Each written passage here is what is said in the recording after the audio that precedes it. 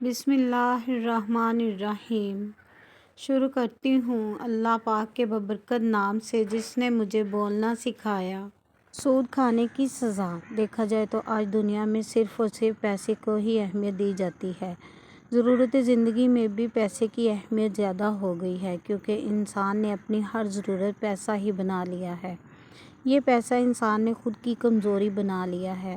انسان نہ تو اچھی میں اور نہ برے میں تمیز کر رہا ہے، نہ حلال اور نہ حرام میں تمیز کر رہا ہے، کیونکہ ہر طرف پیسہ ہی پیسہ گھوم رہا ہے۔ ایک بار ایک عورت نے اپنی خواہش پوری کرنے کے لیے وہ سب کچھ کرنا چاہا جو اسے اچھا لگا۔ اس کے گھر میں روزمرہ کی ہر ضرورت کی آسائشیں موجود تھیں۔ خود کا گھر تھا، بچے تھے اور اسے کچھ فکر نہ تھی کہ کسی سے لین دین کرنے کے لیے پیسے کہاں سے لانے ہیں، کیونکہ وہ بآسانی کر لیتی تھی۔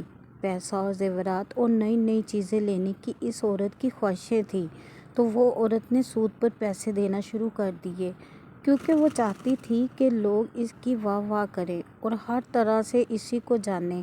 اس کے 2 بچے تھے، ایک بیٹی اور ایک بیٹا۔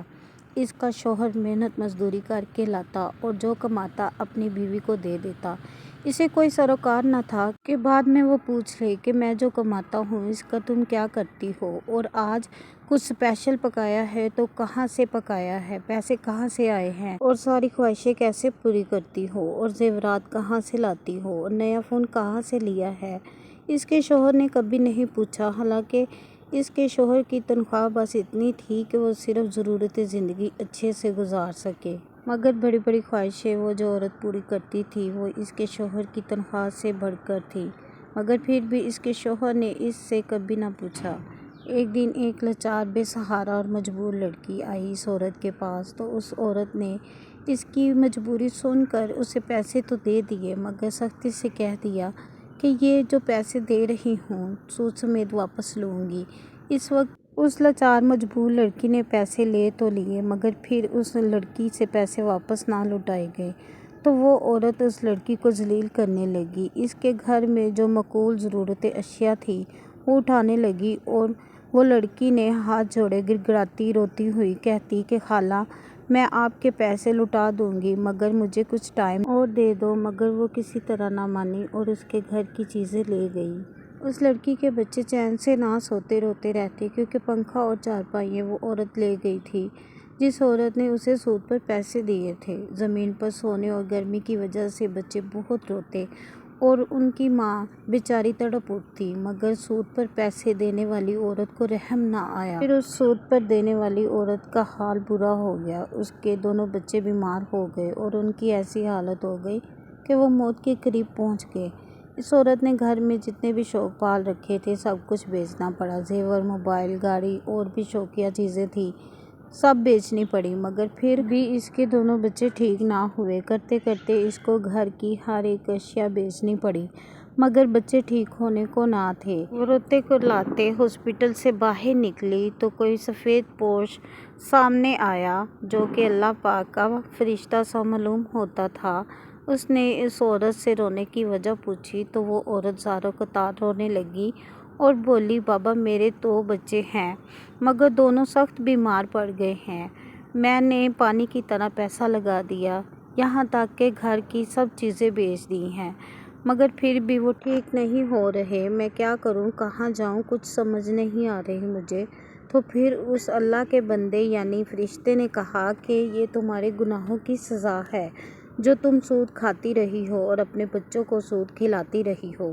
ابھی بھی ٹائم ہے کہ تم اپنے سچے رب سے توبہ کی طلبگار بن جاؤ، معافی مانگ لو، تو شاید اللہ رب العزت تجھے معاف کر دے اور شاید تمہارے بچے بھی ٹھیک ہو جائیں۔ بس اتنا تھا کہ وہ سفید پوش اس عورت کی آنکھوں سے اوجھل ہو گیا، تو وہ عورت اپنے کیے ہوئے گناہوں سے بہت شرمندہ ہوئی اور وہ اسی جگہ اللہ عز و جل کے حضور سجدہ زیر ہو گئی اور رو رو کر گڑ گڑاتی ہوئی معافی مانگنے لگی۔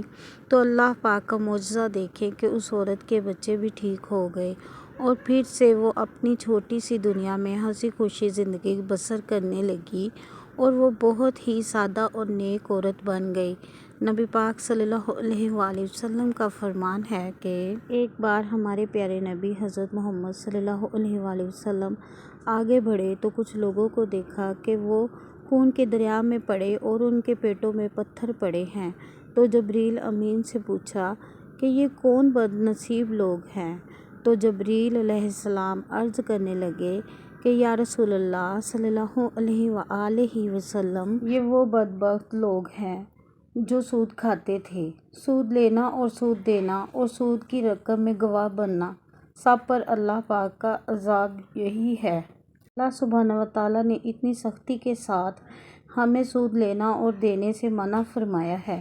قرآن مجید اٹھا کے دیکھیے کہ اللہ سبحانہ وتعالیٰ نے کسی شخص سے اللہ نے جنگ نہیں کیا، سود خور سے اعلان جنگ کیا۔ اللہ اکبر، اللہ اکبر، اللہ اکبر۔ جس شخص سے اعلان جنگ کا اعلان فرمائے تو اس شخص کے پاس دنیا اور آخرت میں باقی کیا بچا؟ تو میرے مسلمان دوستوں، بہن اور بھائیوں، آپ سب سے ریکویسٹ کرتی ہوں کہ پلیز بچیے ان سود خوروں سے، اور بچیے سود لینے اور دینے والوں کی گواہ بننے سے، اور بچیے سود کو صحیح سمجھنے والوں سے، اور بچیے سود دینے اور لینے سے، اور ڈریے اللہ پاک کے عذاب سے۔ تو میرے عزیز دوستو، چھوڑ دو پیسے کی لو اور کر لو اپنے سچے اور حقیقی خالق کائنات کی طرف رجوع، اور دنیا میں اپنی جنت کی ٹکٹ لگوا لو۔ یہ نہ ہو کہ آپ آخرت کا ٹھکانہ دوزخ بنا لو۔ کر لو توبہ اپنے گناہوں کی اور سجدہ زیر ہو جاؤ اپنے رب العزت کی طرف۔ استغفر اللہ الذی لا الہ الا هو الحی القیوم واتوب الیہ۔